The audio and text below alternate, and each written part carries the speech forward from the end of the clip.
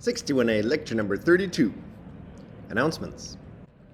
Today's lecture will be delivered by Justin, and there are not YouTube videos for everything he's going to cover. So, I will include 2 YouTube videos that describe the core material for today, but there are many examples that will be covered only in live lecture. You could attend, you could join via Zoom, or you could watch the lecture recording that will be posted shortly after lecture.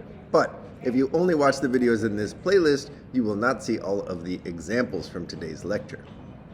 Homework 8's posted, but not due until next Thursday. This was extended to give you time to focus on the SCHEME project. SCHEME project checkpoint 2 is due this Sunday. We have project parties today and tomorrow.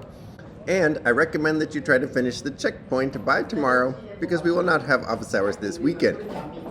SCHEME project is due Tuesday the 22nd. You get an early submission bonus point for finishing by Monday the 21st. Get 2 bonus points automatically whenever you finish it, and 1 more bonus point is available if you complete the extra credit question that was discussed in the lecture on Monday. Today's lecture about programs as data is one of the more interesting things about the SCHEME language, so I hope you enjoy it.